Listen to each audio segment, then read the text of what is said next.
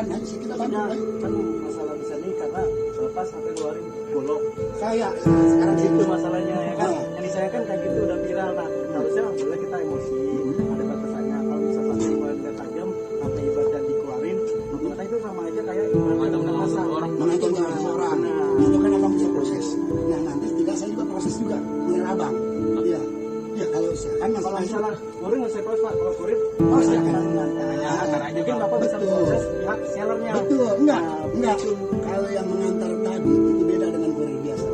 Saya belanja online itu bukannya baru puluhan kali, ratusan. Cuman kalau kurir tadi mencurigakan aja gitu. Dan itu juga boleh introspeksi dulu buat internal ente. Jadi nggak harus terima laporan langsung datang ke kita. Mungkin bisa ini pak. Itu apa lu tai? Nggak apa-apa.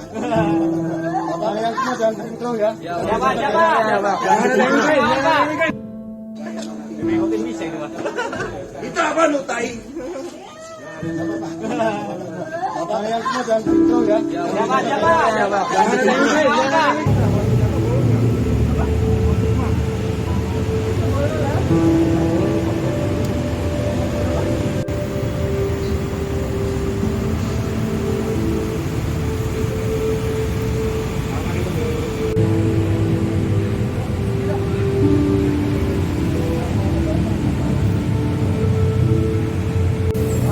Baik, kami perlu jelaskan bahwa saat ini memang Polsek Jakarta Timur telah mengungkap kasus pengancaman dengan senjata tajam sesuai dengan pasal 368 ayat 1 KUHP dan Undang-Undang Darurat pasal 2 ayat 1. Bu, alasan pelaku mengancam kurir ini kenapa bu?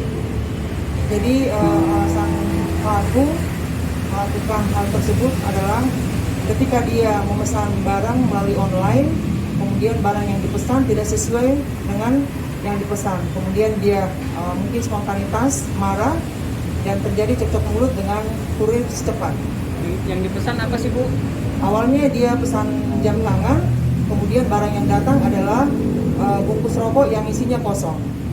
Bu, ini kan pelaku sampai emosi itu membawa senjata tajam. Motifnya bu, dia itu membawa senjata tajam itu bu, itu karena memang itu sempat, bukan hanya karena dia tertipu atau mungkin ada cekcok lain bu dengan pihak kurir? Jadi mungkin dia pertama kesal mungkin sama kurir dan meminta uang itu dikembalikan, uang COD tadi yang 85.000, tapi karena si korban bertahan, kemudian dia mengancam dengan mengatakan bahaya, kemudian dia masuk ke dalam mengambil samurai mengarahkan ke si korban. Bu, infonya pelaku saat malam itu dalam pengaruh minuman alkohol bu, apa betul bu? Kalau untuk pengaruh alkohol nanti masih dalam pengobatan. Ibu, kepemilikan pedang itu bu, si pelaku itu kenapa bisa memiliki pedang itu? Jadi menurut si pelaku bahwa sajam ini dia miliki dan dia dapat ketika dia waktu itu di daerah Parung selaku dia FKDM, kemudian mungkin di sana waktu itu ada indikasi mau tawuran, kemudian dia menemukan sajam ini dan mengamankan karena dilihat bagus, kemudian dia pajang di rumahnya. Bu, ganjaran hukuman yang disangkakan kepada pelaku bu? Ancaman di atas 5 tahun. Bu, pakaian yang digunakan kan itu Interpol gitu ya bu ya, tapi apakah ada kaitannya dengan pelaku bu? Apakah anggota polisi atau seperti apa? Tidak ada, mungkin dia karena merasa dia mitra daripada Polri, mungkin dia memiliki kaos ini. Nah, terkait barang yang dibelinya bukan dia merasa tertipu tuh ya. Nah, itu apakah akan diurus lebih lanjut bu dengan pihak seller penjual? Maksudnya dari pelaku.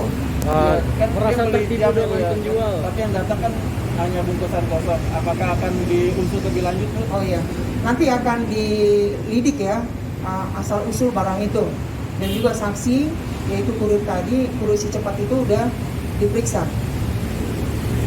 Sudah berapa orang bu berarti total yang diperiksa untuk kasus Yang ini? diperiksa korban, kemudian saksi ya, kemudian pelaku. Bu, pasal yang dikenakan berapa bu? Pasal yang dikenakan pasal 368 ayat 1 KUHP dan pasal 2 ayat 1 Undang-Undang Darurat nomor 12 tahun 1991. di medsos menangkap pelaku. Baik, jadi ketika ini viral, kemudian dari Polsek Ciputat Timur langsung ke arah lokasi, kemudian ketemu dengan pelaku, langsung diamankan, kemudian dibawa ke Polsek. Cuman waktunya hanya 1 jam. Setelah viral sampai diamankan 1 jam. Jangan lupa subscribe ya.